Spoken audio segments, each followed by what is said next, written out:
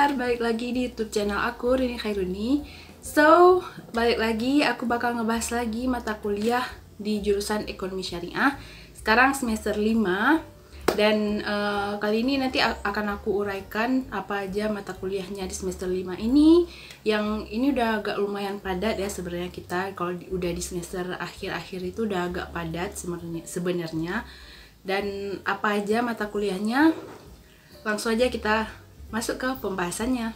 Oke, jadi mata kuliah yang pertama itu ada ekonometrika. Mata kuliah ini merupakan salah satu alat untuk memecahkan masalah ekonomi dan keuangan secara kuantitatif dengan pendekatan ekonometrika. Nah, mata kuliah ekonometrika ini sebenarnya ada pada Fakultas Ekonomi dan Bisnis pada umumnya, jurusan ekonomi pada umumnya itu ada mata kuliah ini, dan di Ekonomi Syariah juga ada mata kuliah ini. Di mata kuliah ekonometrika ini kita bakal banyak menemukan angka-angka di sini ya. Angka-angka ini kayak kita pakai aplikasi juga nantinya. Jadi kita belajar angka-angka ini dalam aplikasi. Nanti ada aplikasi dia sih sebenarnya kayak mirip-mirip kayak mata kuliah statistik ya, ekonometrika ini. Nanti ada hubungannya gitu. Jadi ya kalau kalian bisa ngebayangin gimana statistik, begitulah ekonometrika kurang lebihnya gitu, nggak jauh-jauh. Tapi kalau ekonometrika ini terkhusus untuk hitungan dalam ekonomi gitu, dalam dalam pembahasan ekonomi. Kalau statistik kan umum gitu kan perhitungannya. Nah pokoknya gitu deh. Jadi mata kuliah ini bertujuan untuk bisa memecahkan masalah ekonomi dan keuangan. Mata kuliah ekonometrika ini memiliki bobot 3 SKS, yang berarti ini mata kuliah wajib. Mata kuliah yang kedua adalah mata kuliah kewirausahaan. Nah, mata kuliah ini ya kita kayaknya tahu deh bakal belajar apa. Dia punya bobot 2 SKS. Di mata kuliah kewirausahaan ini kita nanti bakal diberikan informasi secara teori dan konsep mengenai kewirausahaan, baik itu dalam perspektif konvensional maupun dalam perspektif Islam. Mata kuliah kewirausahaan ini kita nanti juga bakal mempelajari tentang bagaimana peluang-peluang bisnis, tentang entrepreneurship gitu, terus tentang pokoknya usaha-usaha gitu. Jadi ini agak sinkron juga dengan mata kuliah pengantar bisnis ya. Jadi mirip-mirip gitu. Kalau pengantar bisnis nanti kita bakal belajar tentang bisnisnya. Kalau ini tentang kewirausahaan itu biasa lebih ke bisnis yang kreatif gitu. Jadi ya nanti kita juga dikasih tugas kayak praktek untuk memulai sebuah usaha gitu. Jadi ada aku mau kasih tahu juga. Jadi ada mata kuliah yang berkaitan. Contohnya kayak ini. Jadi ada yang pertama itu pengantar bisnis. Terus ada yang kemarin aku udah jelaskan juga, itu ada studi kelayakan bisnis syariah, udah aku jelasin di semester sebelumnya ya kan. Itu mirip-mirip juga, itu nanti kita praktek disuruh buka usaha juga. Nah di kewirausahaan ini juga ada sedikit kaitannya, pokoknya erat kaitannya dengan bisnis, ada di mata kuliah pengantar bisnis. Terus studi kelayakan bisnis syariah, kalau di jurusan ekonomi syariah ada ini. Terus ada yang sekarang aku bahas itu kewirausahaan. Oke, next mata kuliah yang ketiga itu ada mata kuliah perpajakan dalam Islam, punya bobot 2 SKS. Mata kuliah perpajakan dalam Islam ini kita bakal belajar tentang konsep perpajakan atau konsep pajak. Yang di awal itu kita bakal belajar dulu konsep pajak secara konvensional, barulah nanti masuk ke konsep pajak dalam perspektif Islam. Terus selanjutnya kita bakal belajar juga tentang teori pajak dan sejarah perkembangan pajak dalam sistem ekonomi Islam dari masa Rasulullah hingga masa Khulafaur Rasyidin. Setelah kita mempelajari tadi teori tentang pajak dan sejarah pajak dalam ekonomi Islam, nanti kita bakal masuk ke penerapan pajaknya, penerapan sistem pajak. Itu nanti apa-apa aja gitu, bagaimana kita bagaimana penerapan pajak dalam Islam gitu. Pokoknya nanti akan kita pelajari di mata kuliah perpajakan dalam Islam ini.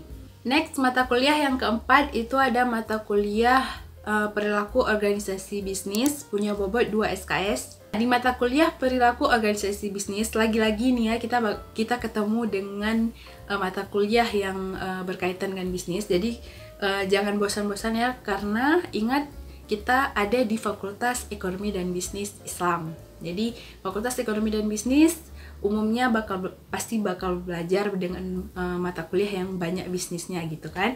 Nah, jadi di mata kuliah perilaku organisasi bisnis ini kita bakal belajar tentang teori dan konsep dari keorganisasian, itu yang berkaitan dengan perilaku individu, perilaku kelompok, terus juga perilaku tim gitu, yang menjadi bagian dari organisasi yang mengelola bisnis.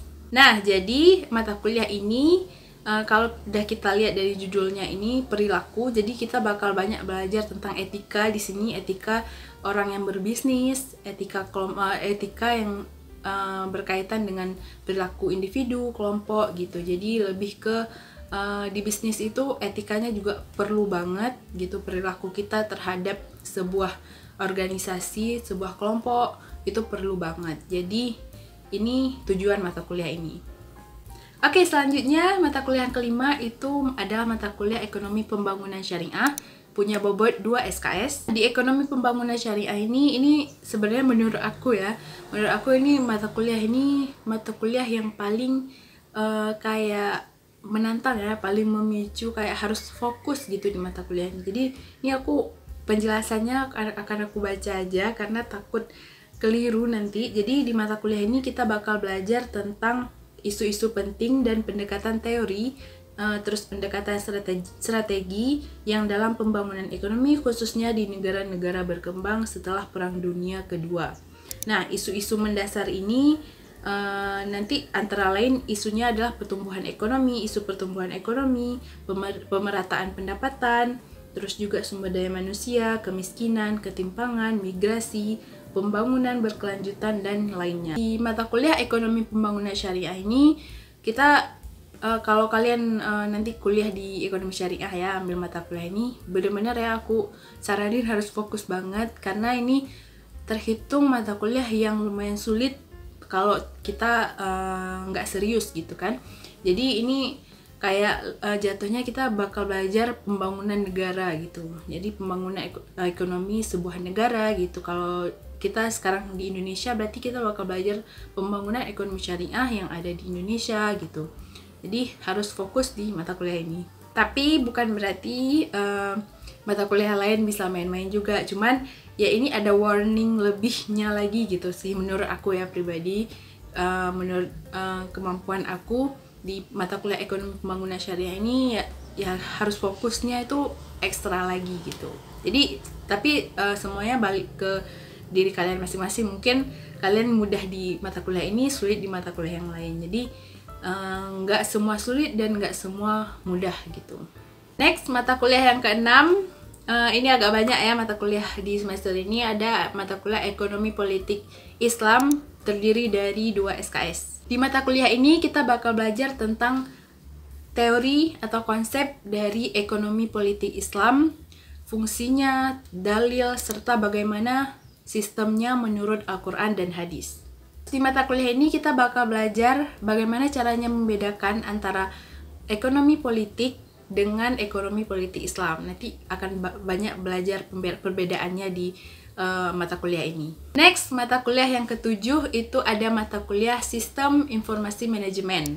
Ini lebih ke nanti banyak belajar di komputernya gitu ya, tentang tentang kayak teknologi informasi gitu. Jadi mata kuliah ini punya bobot 2 SKS. Di mata kuliah Sistem Informasi Manajemen ini kita bakal belajar tentang konsep dasar dari sistem informasi manajemen.